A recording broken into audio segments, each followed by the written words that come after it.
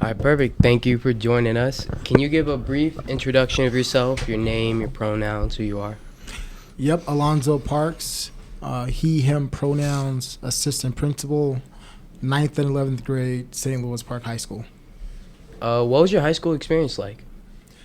My high school experience was great. I was a shy kid kind of growing up, and during high school, I had a lot of friends that really got me out of my shell. And I credit that to sports. I was an athlete. So when you're an athlete, you have a lot of extroverted friends that kind of pull you in, hype you up, allow you to be yourself. So that was a really good experience for me. So to this day, I still have a lot of high school friends that I'm in contact with. So it was a melting pot. I went to high school in Los Angeles, California. Our graduating class was about 1,200 students. Wow. So it was a big school, but a lot of opportunities to connect with people from all across the region, different races, ethnicities, and things like that. So I had a really great high school experience.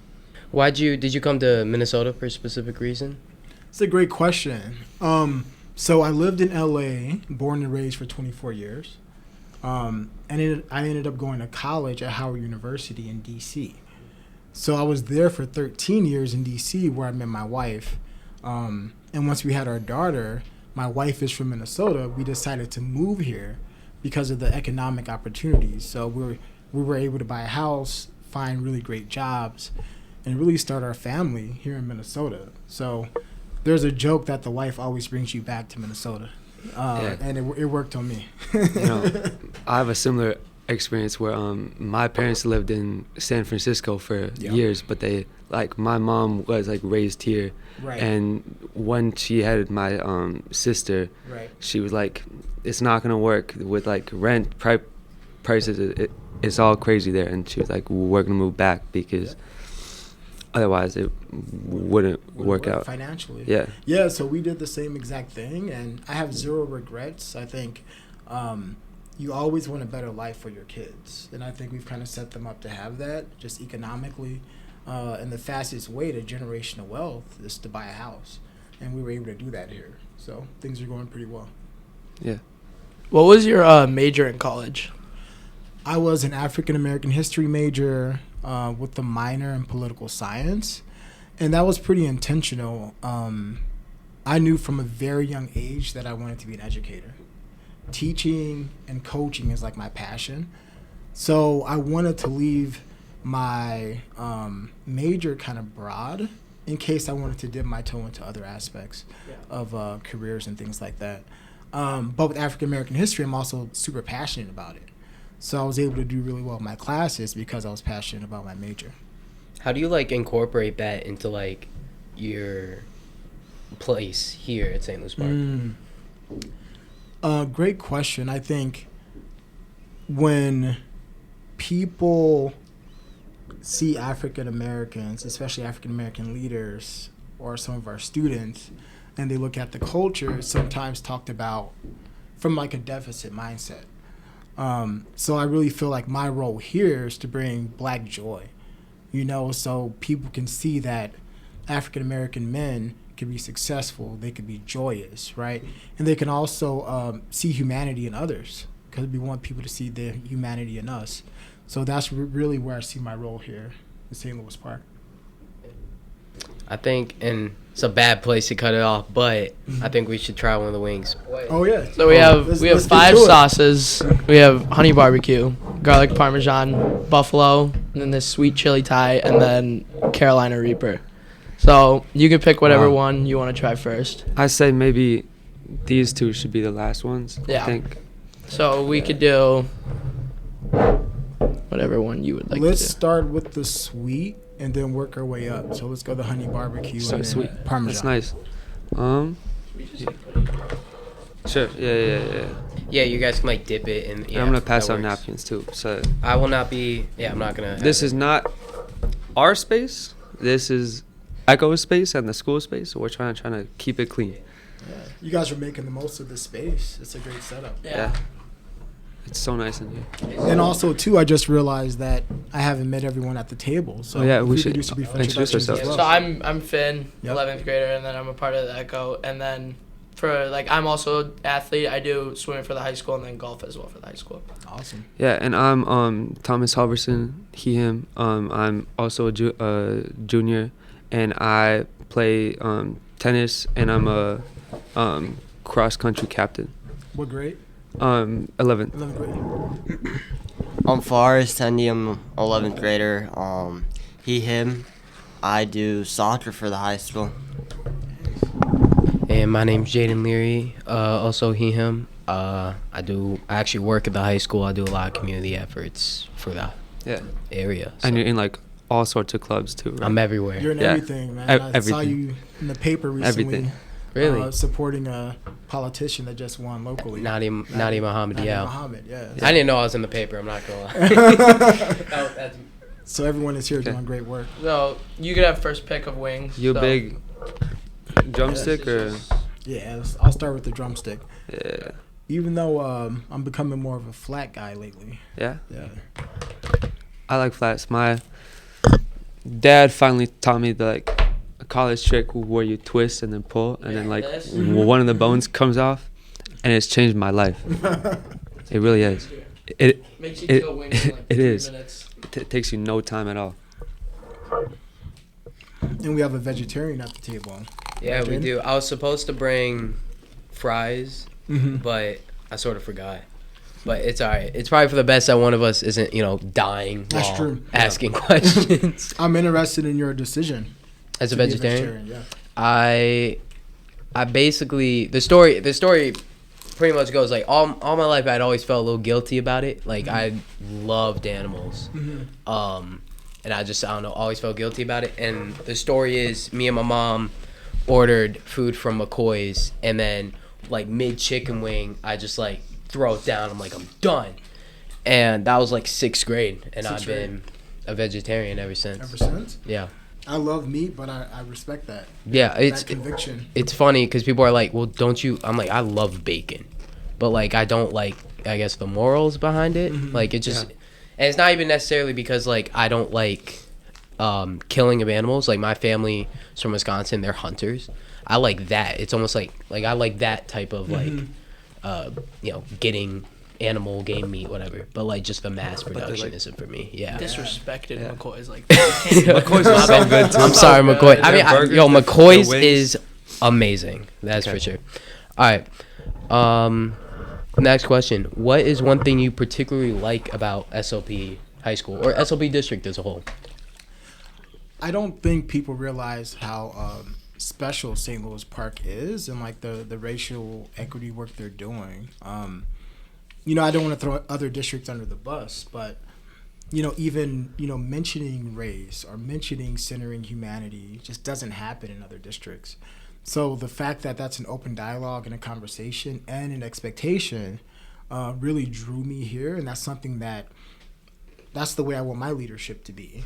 And also I have great leaders here that I work with, Lenisha Paddock, Alyssa Gardner, who center humanity and race and equity at the center of every conversation.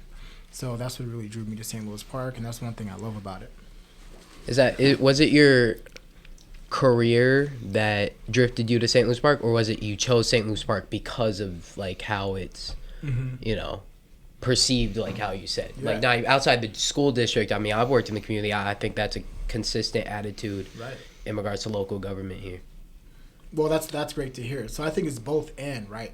I'm not gonna lie to you, St. Louis Park pays a little more too for principal, so that drew me. And I have 3 kids, and I wanted to make a little more money, and my wife was like, you better take that increase in pay, and I did. And I knew I previously worked with Alyssa in the district that I came from, and I just knew her work ethic, and I heard great things about Miss Paddock. So it was the reputation and the increase in pay that drew me here. Just keeping it real with you. Yeah. Yeah.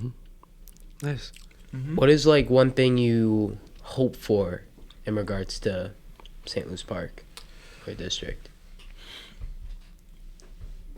one thing I hope for the high school in particular, there's still some kids that I feel like I haven't quite reached yet. There's still some kids who are, some students that are in the hallway, and I'm wondering what we can do, what kind of curriculum we could put in place to ensure that they're valuing their education in the classroom.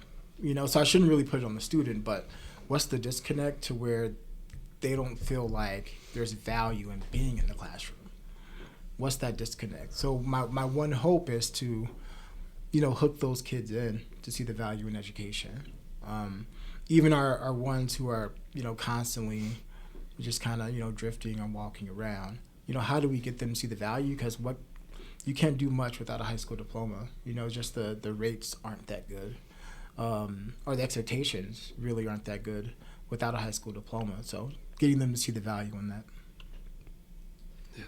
One of the things that I constantly hear in regards to like truancy and like the hallways and stuff like that is it's outside factors that mainly influence that. I will hold my personal belief back, but that is an argument that I've heard like when teachers or local community leaders are talking about it, because I believe truancy is like particularly bad in Minnesota. Yep. Where they'll always sort of take some of the blame, like, oh, there's some things we can do, but it's mainly outside factors that influence kids skipping class, either economic or racial, like, uncomfortableness that they feel. And, like, what's your take on that? I mean, I think that's a cop-out, to be honest. You know, I think that allows people, specifically educators who have that mindset, to kind of wash their hands of it and just say, outside factors, I have no control. When you see these kids, or when the kids see you more often than they see their own parents, right? They spend more time here than they might at home. So we have a huge influence, and I just think we're not creating a space where some of those students are just seeing the value in the classroom.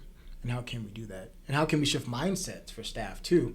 And that's one thing we as an admin team have been working on is how do we shift the mindset to look inward versus outward, right? Because we do have more control than we think. Why did you choose like admin, or you talked about like this was like from very young age you knew you wanted to do something like this? Like what influenced that? So I'm a first generation college graduate. My parents had high school diplomas, tried college for maybe a semester, then they had me at a very young age. My mom was 19, my dad was 21 when they had me. So they navigated education the best way they knew how and really like set me up for success. But the people that really got me to that next level of having multiple degrees were teachers and coaches.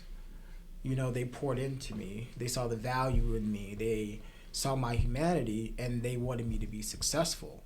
So with all of that investment from them, I said, you know, I want to do that too. I want to be a teacher and I want to be a coach. So I coached basketball for 10 years, was a teacher for 8 years, and then I got burnt out from teaching. It's a very hard job.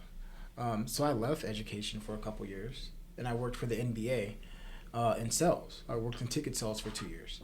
But then corporate attitudes just aren't for me because they don't center humanity at all. They center the numbers. That's the bottom line. So if you're not making money, you really don't have a job. So I came back to education and decided to pursue admin just because I wanted more influence over policy work, and having staff look inward. So here I am. Nice. Yeah. What do you think like the most like fulfilling part of being a coach and like a teacher were? Because like I know that for me personally, like my coaches and like all my sports have had a huge impact on me personally. Like my basketball coaches these last two years have been huge, and I'm wondering like. You play basketball here? I play basketball here. Nice. These last 2 years. So Arsenio is your new coach? I'm not playing this year. Okay. The last year was it. Yeah. But like I'm wondering like the kids get a lot from the coach, and I'm kind of wondering, like, what do you get in return? Like, how do you grow and like learn? Oh, how do I grow and learn? So this kind of leads me to my why, right? My first year as a teacher, I was also the JV basketball coach, and I had a 9th grader come up to me one day. He asked for a permission slip, and he needed help to play basketball, and he needed help filling it out. And he said, how do you spell the name Alvin? And my reply was like, why do you need to spell the name Alvin? Your name is David. He said, Alvin's my middle name. He didn't know how to spell his middle name. He's in the 9th grade. He had made it to the 9th grade without knowing how to spell his middle name. You fast forward 4 years after that day, he's graduating high school, has a full ride scholarship to Florida A&M University. You fast forward 4 years after that, he's graduating college with honors. So this kid went from not knowing how to spell his middle name, having trouble outside of school, to having a full ride scholarship to college, graduating, now has a great job. So those kind of stories like really motivate me and pump me up, because he saw the value in education because he connected to sports, and he had other people that were pouring love into him and seeing the value in him as well. So for me, what I see, like, that's my why. It's like getting a kid, holding them to the standard of at least a 2.0, at least a high school diploma, at least applying to college, right? And graduating from college as well. So for me, that brings me a lot of joy, those kind of stories. Yeah. So that's my why, and that's what I get out of it. Mm-hmm. Good question. And here's the biggest question, probably. Mm-hmm. Pets or no pets? Pets or no pets? Wow. I'm huge on pets. However, I have 3 young kids. I have twin boys, they're 3 years old, and a 6-year-old daughter. So right now, it's no pets until they're able to take care of them. Yeah. If it was just me, I would have a dog, maybe a lizard of some kind. Wow. Yeah. I've had a snake in the past. I've had dogs in the past, cats in the past. Probably my least favorite pet to have would be like a bird or something. Yeah. I've never had a bird as a pet, but wouldn't want one. So are you more of a like dog or a cat person? I'm more of a dog person. Mm-hmm. I grew up with cats though. We had cats in our house all the time. But I just, dogs are easier to connect with. Yeah. And just, man's best friend. They're more social. They like more social. They give could you the love train back. them. Yeah. Versus a cat, you can't train. Yeah, no. There's no hope there. Nope. None at all. You guys want to try the next Next wing? spice? Next spice, up to you, obviously. Yeah, let's do it. We'll do Parmesan garlic. Parmesan and then go with Red Hot. The classic Franks. We're gonna have to like. Yeah. What about you guys? Pets or no pets? Pets all the way. I have a dog at my house, and you have to take the plastic off. It's the inside. Nice one. Mm-hmm. I have a dog at my house. She's her her mom was a farm dog and her dad was a farm dog, so she's just she just won't get tired ever. And then she's a black lab, and she was a really timid dog once we got her, because I think she was like the smaller one in the litter, and she got beat up, I guess, a little bit. And I wouldn't say she has trauma, but she gets really scared really quick of certain things. But she's not aggressive. No, Okay. but she does get territorial sometimes, over certain people, which is really interesting. Yeah, I got a dog as well. You do? Mm-hmm. My mom's always loved dogs. She grew up on a farm in Wisconsin, and there were just dogs running around, cats running around. And we didn't get her, surprisingly, we didn't get a dog until freshman year of high school. Her name's Callie, because we love California. Nice. And her last name's Rose, because my mom loves wine. And yeah, she is sassy. That's the only way to describe her. She's very smart. She's a Cavapoo, which I believe is a mix between the smartest breed of dogs and the most loyal breed. So she's very sassy and quippy like that. But Yeah. What's the connection in California?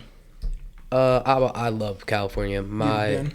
Yeah, like I go once or twice every year. That's just naturally where I want to go to college as well. That's sort of what half the school knows me for is Berkeley. I didn't know that. Yeah. Aaron Rodgers, alumni. At Berkeley? Yeah, he went to Berkeley. I did not know that. But yeah, that I'm also touring UC San Diego during spring break. And then I've visited Stanford over MEA. I visited Berkeley last year. I visited again this year. And I visited Stanford for the first time this year as well. And yeah. What's the major you're looking at? Hopefully a major in journalism. Yep. And minor in poli-sci. Nice. That's sort of. I was gonna say you're the only kid like in the school. You have the whole thing figured out too. It's like you have like all the steps down. You like, for this? For like just in life. Just like in life. Like just like you have right all after down. high school. You know what you're doing. I find talk it, to you and I like find you, it weird. I don't know if it was because I was introduced to like career and that kind of stuff very early on from like, I don't know, my mom just sort of got it into me. But like the moment I walked into freshman year, I was like, I already know what I want to do. But yeah, my mom was like, you learn what you want to do in life. And I guess I picked it up right away. And politics was something I've always been interested in. Yeah. Nice. From 9th grade. Nice. Yeah. But speaking of like stuff, I don't know. What is something in your life that you're proud of? I mentioned briefly a few of them.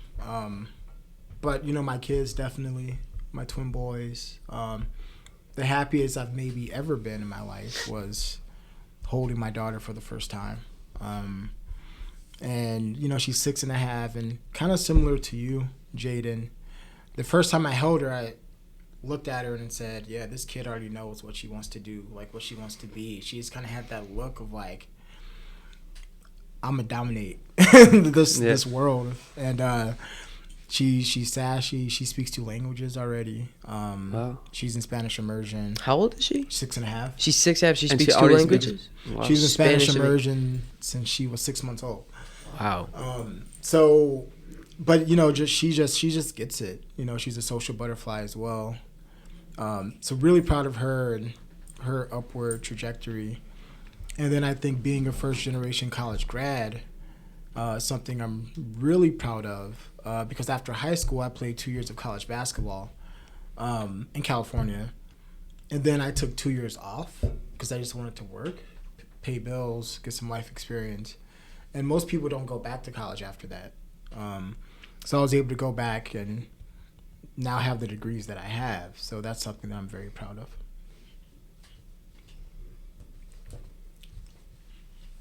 One of the things that caught me off guard when you said it, you worked for the NBA. Mm-hmm. Oh yeah, that's what I wanted to ask. you just like threw it out there. So you like worked in 2 years. You were sandals? NBA, and then you just moved on.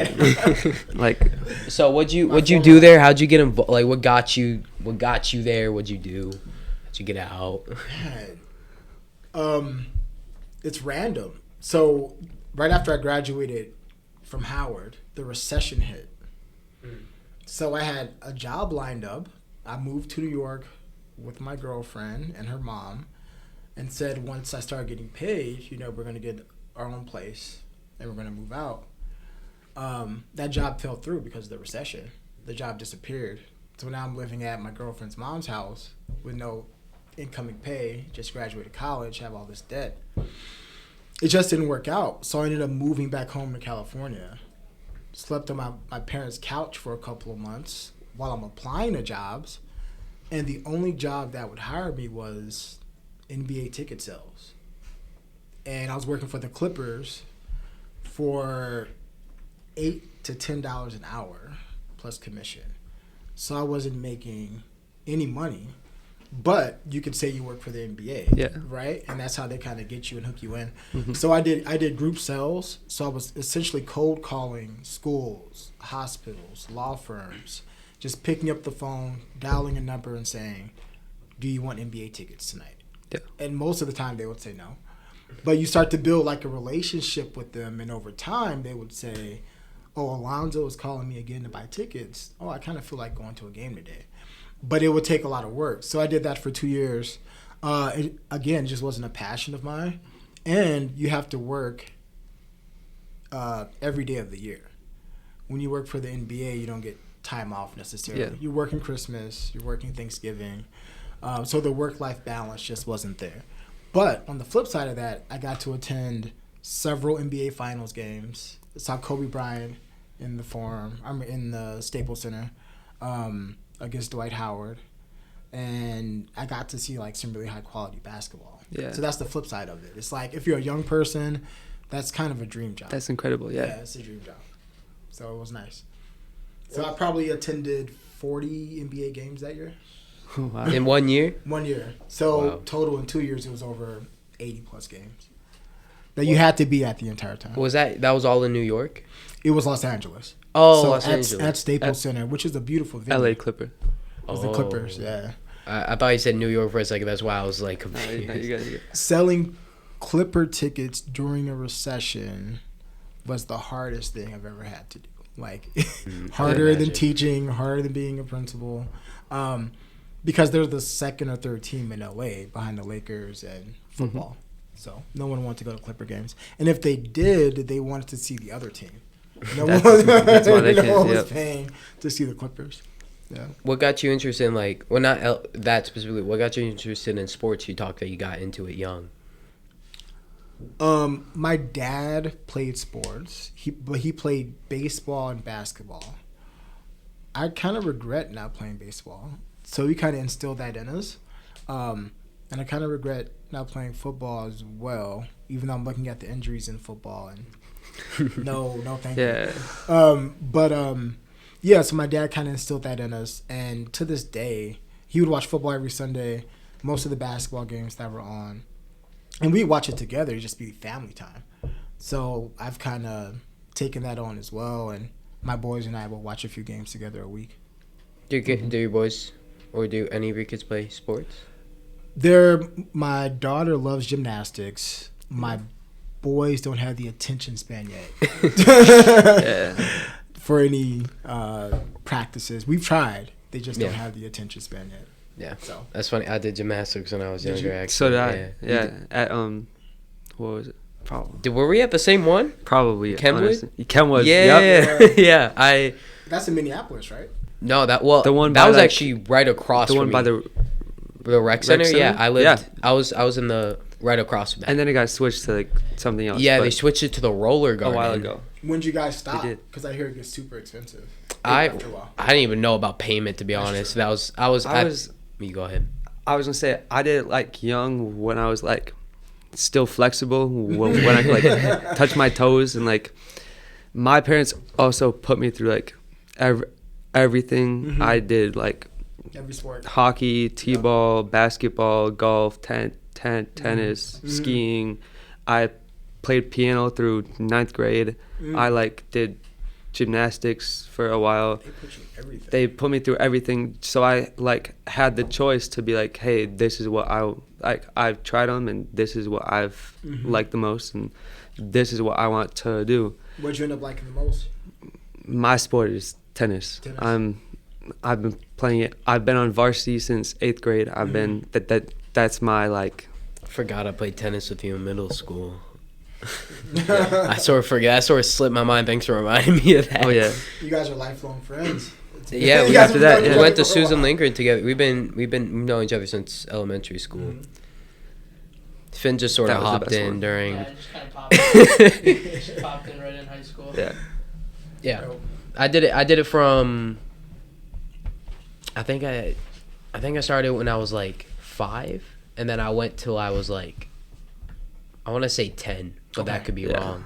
Yeah. Mine was like I like stopped at like 1st or 2nd grade on Right. Yeah. gymnastics because I didn't have, I was young and I didn't have time to like do everything. You know what I Mhm, mean? mhm. I had to like still be young while I was young. Yeah, Yeah. that's true. Um, Yeah, with gymnastics, it's tricky because like I hear there's some body image stuff Oh, for yeah. the young ladies, and Oh, yeah, I don't want my yeah. daughter to go through that. Mm-hmm. You know, so I'm wondering how long I'm gonna keep her in it because I don't want Yeah. that to seep in to her mind. You know.